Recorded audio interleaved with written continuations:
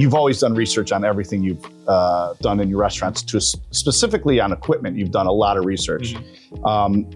Based on that, how important it is for you to make relationships with the reps of the brands that you promote, or the brands that you put into your restaurants, and use them as part of your crew. Chefs usually spend a lot of time, seasonality, ingredients, where products are coming from. It's almost the opposite when it comes to equipment. They're letting somebody actually dictate what they should get.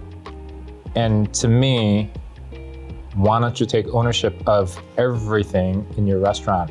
How equipment's run, where it's made, what's the leeway time, how do you customize it? Is it gonna fit in our setting?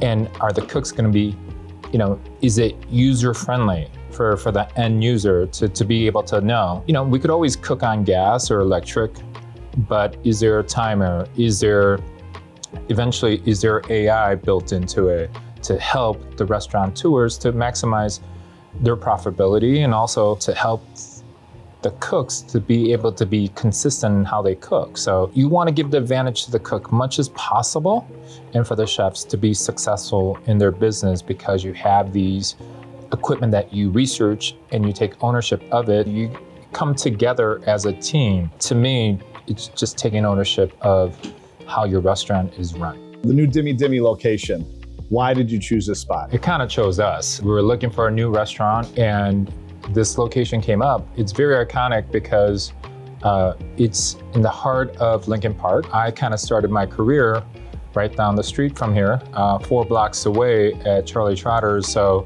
I remember walking down this block and always wondering if I could ever have a restaurant on this street, and this came up, and we're thinking like, is there any Italian around here? And obviously there's a couple places, but not too close, and it just made sense. Then obviously we found, very talented chef that used to work at Urban Belly, and we kind of took that, flew him in, and it was a perfect match made in heaven. All right, Bill, so you got some American range back there, which we represent, and we worked together on getting some of the specs on what you needed back there. So why did you pick American range? I do my research prior to, and we want longevity of the equipment, and that was very important. And the thing that we also like, that it was made in the US. I got to see it at the restaurant show in Chicago. It was in our budget, and moderate, but also heavy duty. And that was very important to us. One of the pieces you bought was the Desco Pasta Cooker. You bought the big dog. Yes. The one that's all in, all full power, ready to roll. What do you like about that Desco Pasta Cooker? I think we have it at all our restaurants. Yes, you do. And that is a spec that we really enjoy working with. And the people who represented, I could call them for advice, and also maintenance repair. That was very easy, but it's the same thing. Longevity, heavy duty work environment that really takes a beating. Anytime we need a pasta cooker, that is our go-to. Specifically for this restaurant, why did you pick the Winston CVap, and for what purposes? Warmer/cooker/consistency.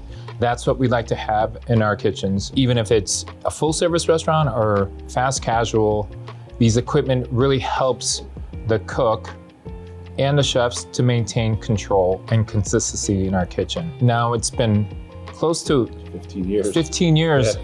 So we like to kind of brag that we do have the most CVaps in Chicago, and people come to us to ask questions about it. But just having that collaboration with Winston, yourself, so just being able to talk to somebody is a comfort, and also knowing the fact that if there's any troubleshooting that needs to be done, we could reach out.